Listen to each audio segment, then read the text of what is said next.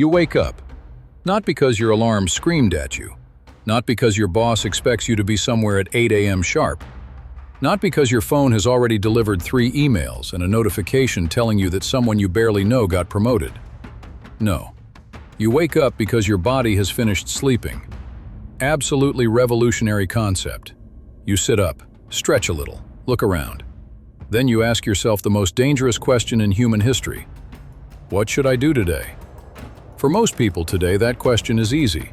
Go to work, go to school, pay bills, reply to emails, pretend to enjoy a meeting that should have been a text message. But for almost all of human history, that question had a very different answer. For roughly 300,000 years, humans woke up every morning with no schedules, no alarms, no performance reviews, no guy named Steve telling them to circle back on that thing. Jobs did not exist. Employment did not exist. Career growth did not exist. The phrase entry-level position requiring 5 years experience had not yet been invented. Human beings somehow survived anyway, which raises a very interesting question. What exactly were people doing all day? Before we continue, here's something a lot of you have been asking about. If you've ever wondered how we make animations like these, you can learn for free at animegenius.online. The site is packed with animation resources, project files, and tutorials that are difficult to find anywhere else. You'll also find premium animation files available to download completely free. Once you're there, head over to the video tutorials section and look for the video called The Secret to Viral Stickman Animations, Complete Tutorial Video. Open it, and you'll be taken to a page with extra details about the tutorial. To unlock the full video, simply complete the sponsored action on the page.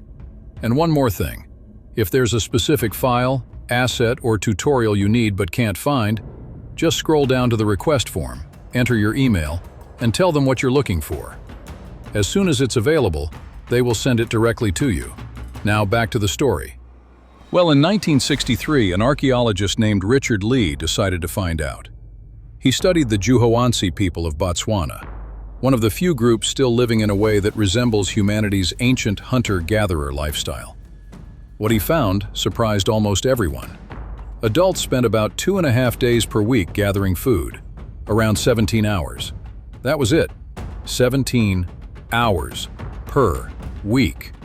Meanwhile, modern office workers looked up from their 40-hour schedules and collectively experienced emotional damage. And here's the weird part. This wasn't unique. Anthropologists found almost exactly the same pattern everywhere they looked.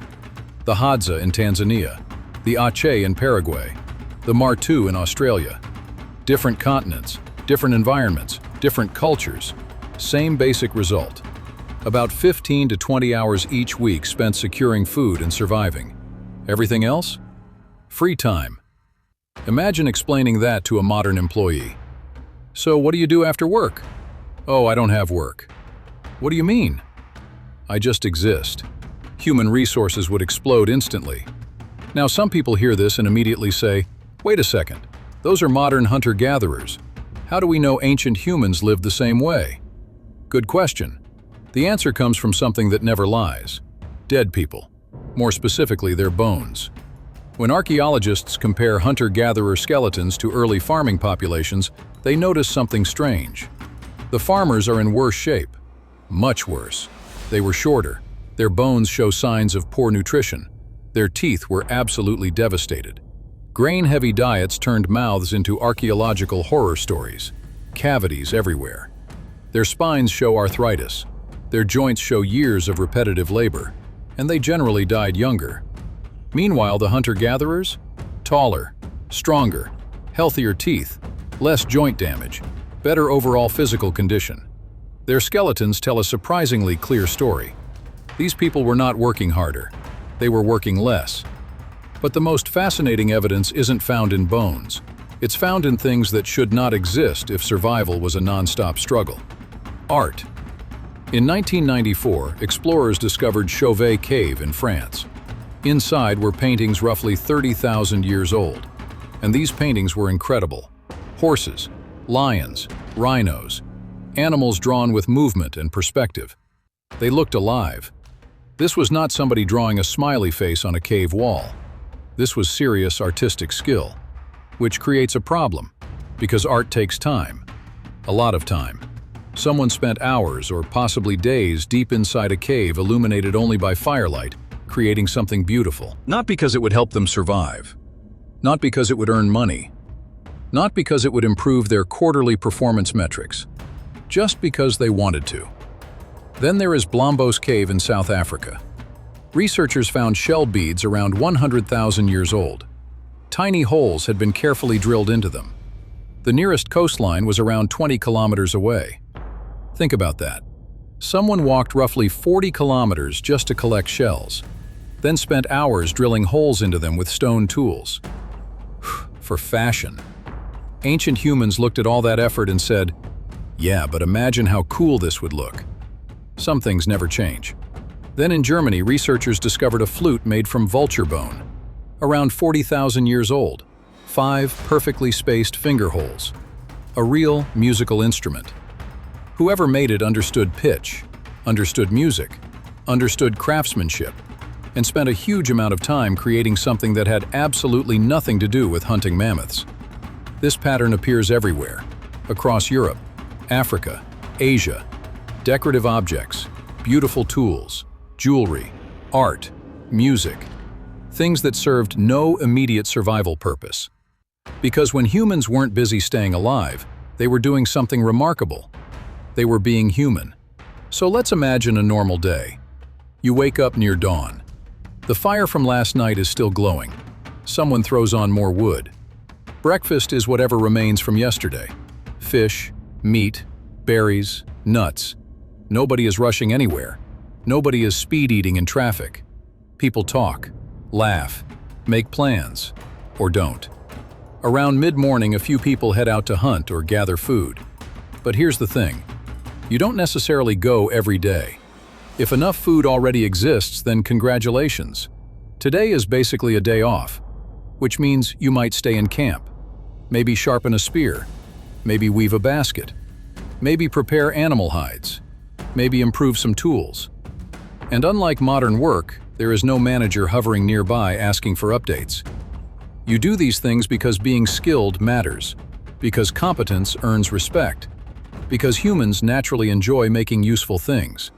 When hunting does happen, it usually isn't some dramatic movie scene. Humans are persistence hunters, which sounds boring until you realize it is absolutely terrifying. The strategy is simple. Run after the animal. Keep running, keep running, keep running, until the animal collapses from overheating. Humans are freakishly good at this. We sweat. We regulate body temperature. Most animals cannot. So our ancestors essentially weaponized cardio. Eventually, the animal gives up. The humans don't. The hunt succeeds. Food comes home. Everyone eats. And by early afternoon, the important work is done. Finished. Completed. Mission accomplished. Then comes the part modern people struggle to understand. People do stuff, or nothing, or both. They sit around talking. They play with children. They tell jokes. They make jewelry. They carve decorations. They relax.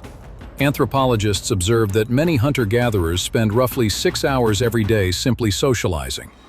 Not working, not sleeping, just spending time together. Because in a world without governments, banks, insurance companies, or legal contracts, your relationships are everything. If people trust you, then they help you. If people like you, then they share with you. If people hate you, then good luck. So humans invested enormous amounts of time into friendships, not because it was productive, because it was necessary. Then night arrives. And this is where things get really interesting. Researchers studying Juhoansi conversations discovered something fascinating. Daytime conversations were practical. Food, hunting, resources. Who forgot to share? Who stole something? Normal human drama. But after sunset, everything changed. Around the fire, people told stories. Lots of stories. Stories about ancestors. Stories about spirits. Stories about impossible adventures. Stories that made people laugh so hard they couldn't breathe. Nighttime became humanity's entertainment system. Netflix had not yet been invented, so people invented mythology instead. Anthropologists believe this is where culture truly exploded. The big questions appeared. Where did we come from? Why are we here? What happens after death? Questions that only emerge when people finally have enough free time to think. And then there is sleep. Modern humans sleep once. Ancient humans often slept twice. 4 hours. Wake up. Spend an hour or two talking, thinking, praying, staring into the darkness, or contemplating life. Then sleep again. Perfectly normal. Which means a typical day looked something like this. A few hours gathering food. A few hours making tools. Several hours socializing. Several hours telling stories. And plenty of time simply existing. No productivity hacks. No hustle culture. No morning routine videos. Just life. Then around 10,000 years ago, humanity had an idea. A terrible idea. Agriculture. At first it seemed brilliant. Plant seeds, grow food, feed more people. Easy. Except there was a catch. More food created more people. More people required more food, which required more farming, which created even more people. And suddenly humanity was trapped inside the world's first subscription service. There was no cancel button. Farming required endless labor. Planting, weeding, harvesting, protecting crops, storing food, defending everything from animals and raiders. The skeletal evidence is crystal clear. Early farmers worked harder, ate worse, and died younger. But populations exploded, and bigger populations created specialists, potters, blacksmiths, builders, soldiers, priests, administrators, and eventually something completely new: jobs.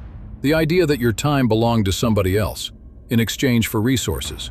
Fast forward several thousand years.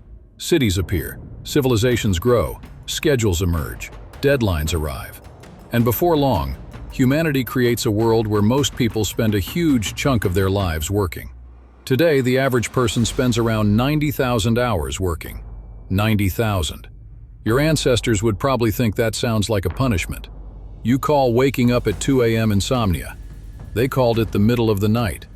You spend years chasing success, money, status, recognition, achievements, things society tells you are important. Meanwhile, your ancestors woke up every morning already free, already enough, already connected to the people around them. They didn't dream about retirement. They were already living it. They made art because they had time. You make art if you can somehow squeeze it between meetings. They played music because they wanted to. You listened to podcasts while answering emails. Same species, completely different lives. In the end, humanity made a trade. Freedom for security. Leisure for growth. Time for productivity. And maybe it was worth it. Maybe it wasn't. But one thing is certain. Most people have no idea what was traded away, because we were born after the deal was signed.